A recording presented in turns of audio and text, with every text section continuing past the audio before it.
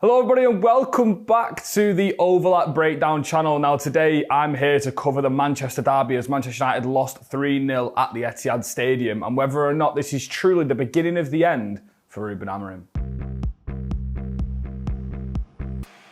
Right, okay, bit of a down feeling in the studio this morning because obviously United have lost the Manchester derby 3-0 and it's never easy to take, but I think more so than the actual result itself, I think the story of the game and sort of the patterns of the game were stuff that we've spoke about with Amorim for the vast majority of his tenure so far at Manchester United and some of the weaknesses in his sort of system itself. And I think Pep Guardiola really found a way to expose all of them in this game against Manchester United. So I'm going to run through sort of some top line data and then I'm going to go into sort of the overall pattern of the game and why I feel like Manchester United have hit somewhat of a wall. I think there was a lot of optimism after not just the Arsenal game, even though we lost. I think a lot of people were looking at sort of the games that we played this season and going, the underlying metrics or the actual performance is a lot better.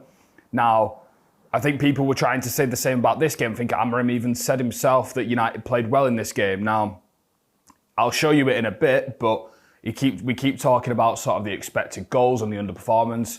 There is context to apply to these numbers, especially in these games, and I will run you through that when we come to it. But I think this one was a real bad one for Ruben Amorim and Manchester United in particular. So I am going to run it off the top by saying since match day 12 of the 24-25 season, which was Amorim's first game in charge, no ever-present Premier League team has performed worse than Manchester United, with 31 points from 31 games with minus 13 goal difference.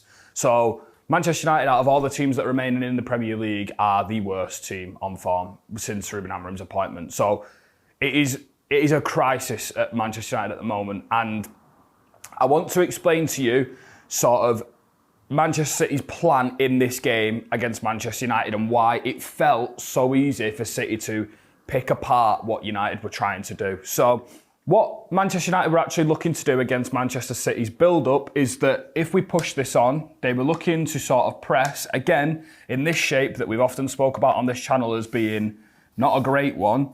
We want to get the back five high. And that means, again, we've got this situation where there was two midfielders against Manchester City's three midfielders. Why is that a problem? Because Manchester City now have a spare man in this centre.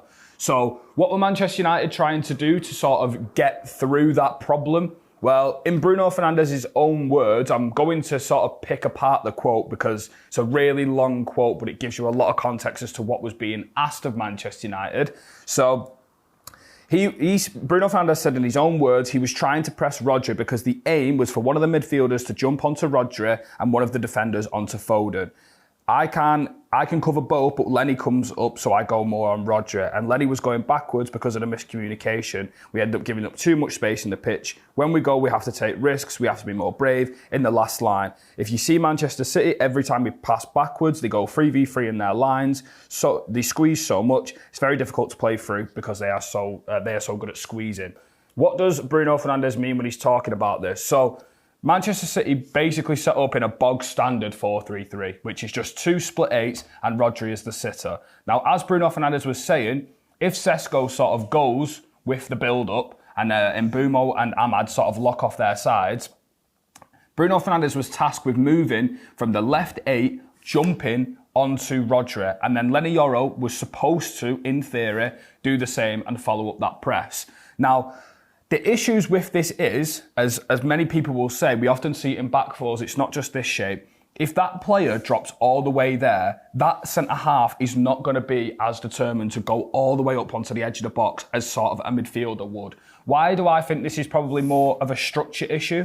Because if you think about it, you're playing five defenders, whereas if the opposition team have got three midfielders in there, and it wasn't just three midfielders, because as we're going to speak about later, Nico O'Reilly started coming inside in the attacking shape for Manchester City. So as they got up the pitch, Nico O'Reilly was making these in darts, and Jeremy Doku had this free role where he was often just leaving Masraoui and just sort of coming and drifting between the lines. Now, if you can look at the board just as we've got it set up, so we can see that Manchester United, in theory, have got their shape. Let's say that Manchester City have somewhat bypassed it in the opening phase, And now we've got the two midfielders here, and the back line is pinned. I'm not saying that this is what City were doing throughout the entire game, but if you just look at the back line, the midfield is still overloaded. We can see that there's three there. We've got the extra man there in behind Benjamin Sesko, but the middle centre-half, the left centre-half, the left wing-back are all pinned. What does that mean? That means that that player cannot make this run out of the back line and apply pressure onto Manchester City's, the back of Manchester City's players. So that is very simply sort of how Manchester United's shape is so easy to take advantage of, especially when you play against such a technically secure team as Manchester City, such a good manager in terms of Guardiola and allowing Doku to do the freedom running in between the lines. If I actually just show you sort of the pattern for the first goal, which is how they sort of opened the floodgates. And I think as soon as they scored this goal, Manchester City almost figured out Manchester United and never really sort of got out of first gear. But I think they knew in their heads that they could actually replicate this pattern as much as they wanted, because Manchester United were not adapting to this shape. So imagine this is Jeremy Doku. He was positioned over here, which is, as we were saying before, Pep liked to give him that freedom.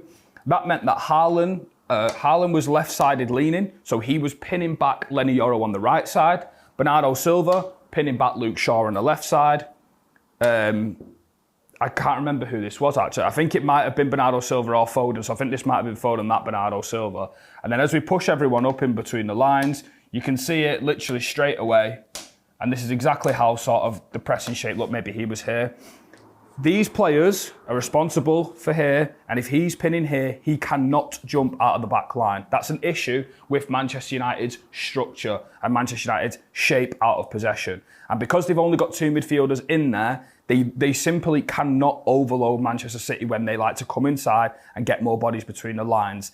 So what was Ruben Amorim's sort of response to this? Ruben Amorim was saying that in his own words, and I know it's his second language, so it's a bit hard to decipher, he was trying to say that people have gone to Manchester City with 4 midfielders, 5 midfielders, and still lost the game by a similar margin. So he was saying that in his own words, it's not about the midfielders or not about the midfield setup. Now, for me, for Manchester United, for the entire time that Ruben Amorim has been here, it is quite evident that it is a problem with the midfielders. Whether or not you're asking your wide centre-halves to step up or not, these two midfielders, structurally, it doesn't matter about the personnel, you can put any two midfielders in the world there. It is a thankless task, and it's a very, very hard one to make work. The amount of running that's demanded of them, the amount of ball playing that's demanded of them, the pressing schemes, sort of jumping from an 8 to a 10 and then retreating and then playing in this direct manner, so it's always back and forth. It's a really, really difficult task for any midfielders in sort of Europe. And I think one of the things that have often been spoken about is sort of why did it work so well at Sporting? If we take their 4-1 game that they played against Manchester City when they played so well against them in the Champions League, they played on the back foot. They played with 30% of the ball. They were launching direct attacks. Manchester United in this game were trying to pin City and trying to press.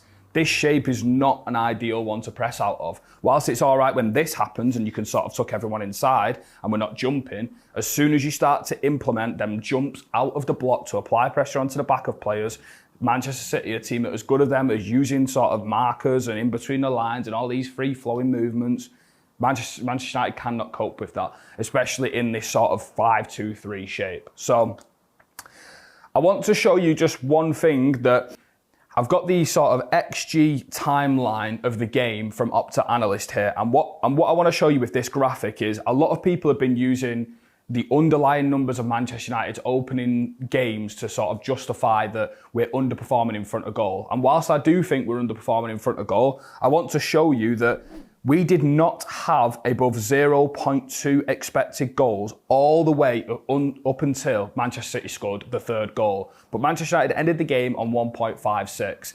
That in itself is not good enough. And you can talk about sort of, us having the ball and having possession. A lot of teams right now want to allow Manchester United to have the ball. We all remember the Arsenal game in the second half and how they managed to just sit in and just block the space and deny Manchester United of any opportunities. City were doing the exact same. So I'm just going to show you very, very quickly sort of what Manchester City were doing and why, in my opinion, Manchester United having the ball is not sort of us playing well. A lot of teams have the ball. It's about the purpose with the ball. Where do you move the ball? How intentful is your possession?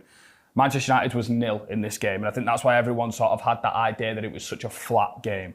So Manchester City blocked majority of the time in this sort of 4-5-1. So they press in a 4-3-3, and in my opinion, Manchester City's press in this game was not good. And I think the fact that Manchester United could not take advantage of it was more damning on sort of them than it was of Manchester City. So we're going to move Manchester United up into sort of their shape and what they looked like.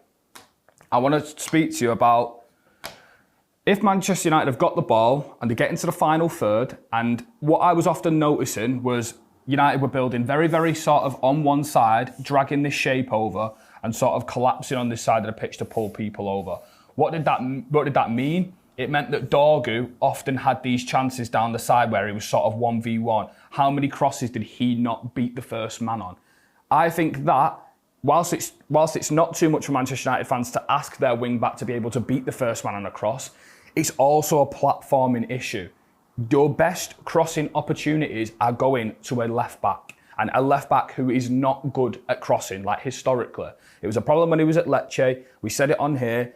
That is not good platforming. We've got Brian Mbeumo, who's probably the best crosser in the team, playing inside the pocket. Ahmad's playing left 10 in sort of this area here. And I know Cunha's injured, but that's just, it's structurally, it doesn't get the players into their best positions. It doesn't make them better players. It doesn't, it doesn't cover their weaknesses and bring up their strengths. Oftentimes in this game, and I think I said this last night to a couple of friends, if a system is on paper and that system is to have your full-backs higher than Bruno Fernandes, who has been one of the best playmakers in the Premier League since he's arrived in England, then that system, it does not work. I don't understand that system. If that is what the plan is, to have Bruno sort of in front of the back three and the full-backs and wing-backs be responsible for sort of the attacking stuff right on the last line, then that system for me is not a good enough system. It doesn't maximise Bruno's qualities at all. I think when Bruno actually moved into the front three, that's when he started to play a little bit better, next to Sesko and next to Mbeumo. That position where he stood there, getting it off the centre halves and sort of turning on the ball and passing it to the wing backs for them to cross it in. Bruno should be here. Maybe coming here when he wants to, but give him the ball there and watch him cross a ball. And I think that, for me, he moved Bruno Fernandes into the midfield sort of a couple months ago, in last season even, and I'm still yet to figure out why he's doing it, because I can understand the energy sort of jumping in midfield and pressing in midfield, but on the ball, I don't understand why you would put one of the best final ball passers that deep in your midfield, whilst accounting for your wing backs being so high, who aren't even properly wing backs, the full backs. But they're playing as the wingers, the width holders, the guys who are crossing the ball in all the time. And, it's not like we've got Trent and Robertson on the last line. These are full-backs who have historically played in a back four. Mazraoui's good at playing sort of right centre-half, hence why he plays there. Dorgu always played left-back for Lecce, or even right wing. So I don't understand why this is sort of where we're at the moment. And yeah, it's a very, very concerning game, and I just thought everything in this game in totality sort of come to fruition. I think all the problems that we've experienced sort of under Amorim so far were exposed in this game, and it's a very, very tough one to take. I think the 5-2-3 press exposed, cut through by Manchester City, gambling high. The midfield was overloaded. We literally went 2v3 in the midfield versus a 4-3-3, the most obvious sort of overload. Asked Lenny Yoro to jump forward, but if Lenny Yoro's pinned back by Jeremy Doku, then Phil Foden can just go wherever he wants and get the ball. It's very, very easy to sort of take advantage of. They were messing around with that. Doku was coming inside for some extra support. The block was too loose. We couldn't create chances against a low block. Our second shot wasn't until like the 60th, 70th minute, around about that number. So for me, it's a very, very worrying performance from Manchester United. And I think I was actually in the boat that United started the season well. We looked better. I'm not going to go back on that and say we don't look better. I think we do. I think there is genuine improvements in the team, but I think a lot of them come down to sort of just simply getting better personnel into the team. So yeah, there's a lot to say about this performance, and a lot to say about Ruben Amorim and sort of Manchester United. But I think the recruitment team don't go sort of through the blame without getting anything, because, as we said before, Ruben Amorim has often spoke about in press conferences, he doesn't want to change his system, he doesn't want to change his formation, and he's not going to. So I think looking at the 3-4-3 in the summer, signing 3 attackers instead of a midfielder that we desperately needed, or a wing back who's going to be responsible for crossing the most balls into the box for United, I think it's a really, really worrying one. And the games next week are not going to slow down. I think we've got Chelsea, Brentford, Sunderland, Brighton. I think Spurs is in there. It's not going to get any easier. So I think for me, it's a very, very worrying game for Manchester United, and I'm not sure where they turn from here. Obviously they've got no European football, so it's just straight on to the next league game. But I think a lot of people sort of were worried about yesterday, and I don't really blame them whatsoever, because I think the entire story of the game from a tactical point of view was very, very, very poor. And for all the possession we had, it's the same old story. We cannot create chances against a low block. We cannot just create goal-scoring opportunities against a low block, before the team's 3-0 up, 2-0 up, 1-0 up. And it's a real problem.